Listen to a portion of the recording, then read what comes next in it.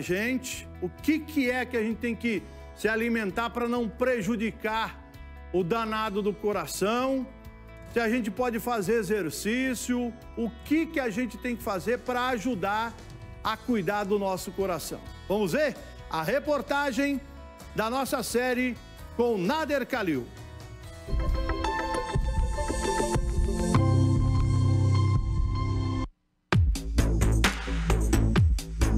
Hábitos e comportamentos pouco saudáveis, como uma alimentação inadequada. Agora junte a isso ao estresse do dia a dia e a falta de exercícios físicos.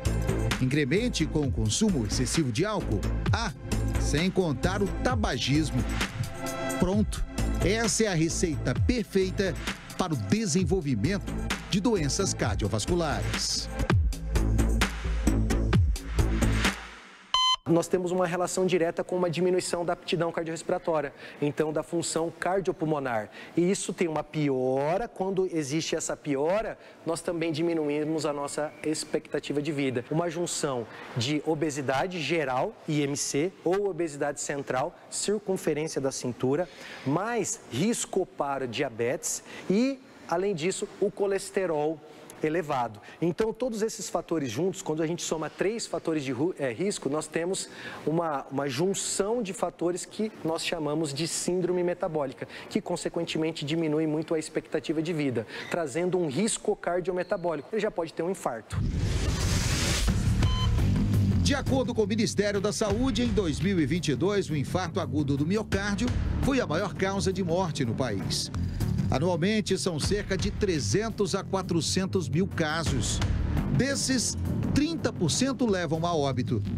Mas será que os infartos podem ser prevenidos por meio de medidas de estilo de vida saudáveis? A medicina não é uma receita de bolo que serve para todo mundo. Ela não é uma ciência exata, entende? Assim como a matemática. Eu tenho um paciente que é atleta, maratonista. Não fuma, não bebe, não é obeso, é ativo, é atleta e desenvolveu infarto durante uma prova. Então, e não achei hereditariedade nele, ou seja, é uma incógnita desse paciente para a cardiologia. Mas por isso que não é uma receita de bolo. Ele me fez a mesma pergunta: pô, doutor, mas eu não tenho nada. Por que eu infartei? Eu falei: amigo, não sei. Infartou e agora nós temos que cuidar. Mas esse caso é uma exceção à regra.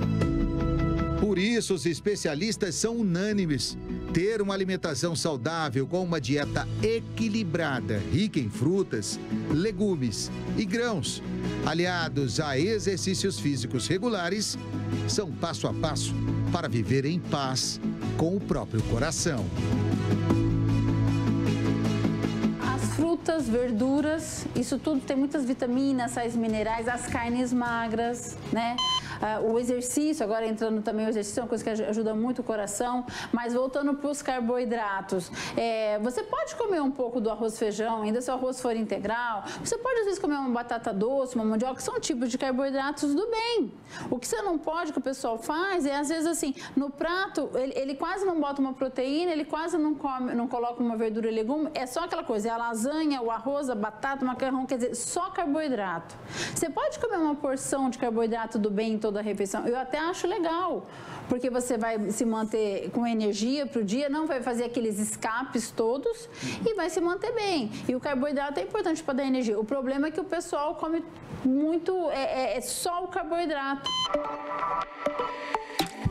É importante ressaltar que cada pessoa é única.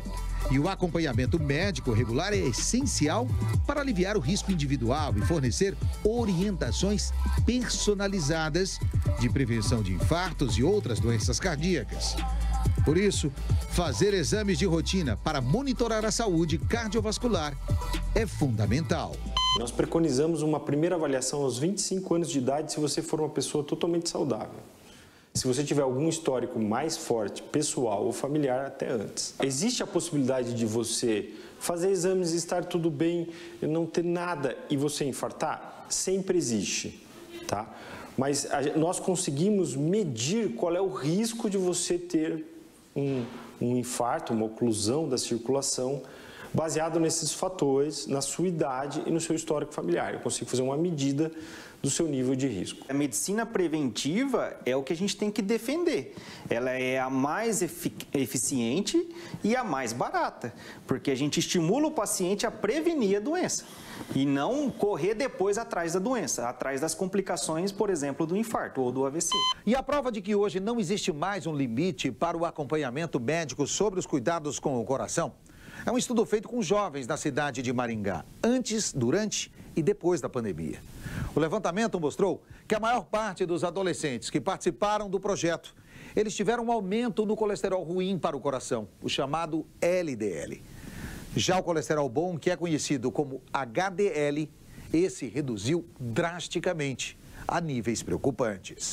Ele caiu para um valor de 28, em média, baixíssimo. E, ao mesmo tempo, o que aconteceu com o colesterol LDL, que é o colesterol ruim? Ele subiu significativamente. O que significa isso? Não fizeram atividade física, principalmente exercício aeróbio, e também não estimulou o quê? A alimentação saudável. Então, essas crianças que ficaram em lockdown, elas tiveram um alto consumo de alimentos ultraprocessados, que favorece o quê? O acúmulo de gordura saturada, e essa gordura saturada, ela prejudica o bom funcionamento do coração. O estudo feito pela equipe do Dr. Braulio também mostrou que, além dos adolescentes, os pais destes jovens também estavam a um passo de problemas cardiovasculares. A maioria dos pais, eles apresentavam excesso de peso ou obesidade, e isso tem um casamento com os filhos, então é uma relação familiar. Então, a partir disso, muitas vezes a nossa proposta era trazer um membro da família, o pai ou a mãe. E o que acontecia? Às vezes vinha a avó, vinha o pai, vinha a mãe, vinha a tia junto, vinha a família toda. Então, para a gente foi excelente, porque nós aumentamos a aderência e nós modificamos um ambiente familiar que está muito associado ao excesso de peso e à obesidade. Por isso, além de exames do colesterol, triglicerídeos, que podem apontar como está a nossa saúde, controlar a pressão alta é fundamental, principalmente se você estiver acima do peso, já que a hipertensão arterial é um fator de risco importante para doenças cardíacas, assim como a diabetes. Diabetes, se você cuidar, você vai ter uma vida tranquila, igual a quem não tem. Agora, se você não cuidar, e o perigoso do diabetes é que muitas das vezes ele é silencioso. Você está lá com 200, 300 de glicemia e não está sentindo nada. Eu falo que a mesma coisa serve para a pressão alta. A pressão alta, em 80% dos pacientes, ela não te causa nada. Só 20% dos pacientes que vão sentir dor na nuca, dor de cabeça, uma visão embaçada. Então, assim, por isso que é importante a avaliação rotineira, para a gente tentar diagnosticar o diabetes e a pressão alta. E você se lembra dos estudos que falamos antes, feito pela equipe do Dr. Braulio durante a pandemia? Pois é, a pesquisa deles mostrou que pessoas que estavam acima do peso, sedentárias e que não cuidavam da saúde de forma preventiva, fazendo principalmente exames de sangue para detectar possíveis problemas, foram as que mais sofreram com internações e danos respiratórios e cardiovasculares durante a pandemia. Pessoas com excesso de peso, principalmente pessoas obesas, então o que aconteceu com essas pessoas? Provavelmente essas pessoas tiveram pior prognóstico e tiveram sintomas mais graves da Covid-19. Muitas vezes os hospitalizados, principalmente aquelas pessoas que ficaram na UTI, eles tinham uma baixa aptidão cardiorrespiratória, um VO2, que é a nossa capacidade de consumir oxigênio, muito baixa. E o que isso pode ocasionar de malefícios para a saúde? Um pior prognóstico e um tempo de hospitalização maior, e até mesmo uma recuperação pior para esse indivíduo. O policial militar Wagner Pereira Fertonani sabe dos riscos e também dos benefícios de fazer exames regularmente. A prevenção para ele hoje é fundamental na hora de cuidar da saúde. A gente se prevenir, estar sempre aí cuidando da saúde é primordial. Mas dá uma preocupação na hora que começa a colocar todos esses aparelhos para ver o resultado? A gente fica preocupado, né? Porque, queira ou não, você tem que se preocupar com a sua saúde. E o homem ele quase não se preocupa. A mulher não, a mulher ela vai sempre ao médico, faz exames periódicos, mas o homem não, ele só se preocupa quando ele sente dor.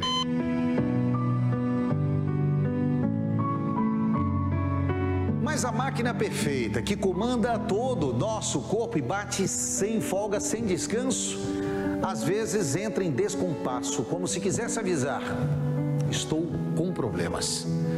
Em mais uma reportagem da série Como Está o Seu Coração, você vai conhecer a história do Cláudio, que hoje vive com um marca-passo no peito.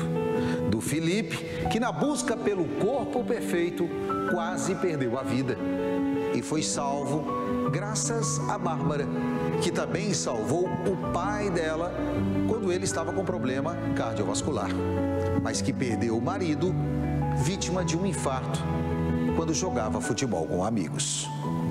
E a minha difícil realidade de ter que aceitar e entender quando é hora de procurar ajuda.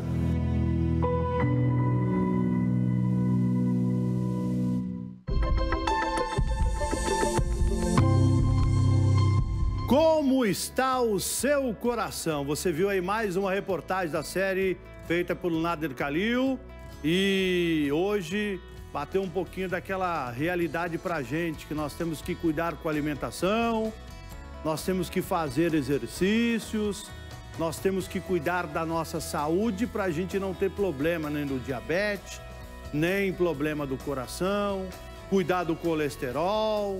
Amanhã você vai ver no feriado mais uma reportagem da série. Vem comigo aqui, o Nader falou sobre o coração, né? Principalmente amanhã de quem usa marca-passo. Por exemplo, o meu pai, o seu Zé Borracheiro, ele usa marca-passo. Colocou já faz quase 2 anos, né, seu Zé? A minha mãe, foi feito 2 pontes de safena. Então eu tenho na família pessoas que têm problemas de coração. Então eu sempre tenho que ficar de olho. Então pense nisso. Se você tem algum parente, pai, mãe, vô, vó, fique de olho. Não descuide do danado aqui dentro do seu peito, não, que uma hora ele pode falhar e aí pode ser fatal também. Parabéns ao Nader Khalil por mais uma reportagem mostrando como está o nosso coração e alertando a gente nessa série de reportagens.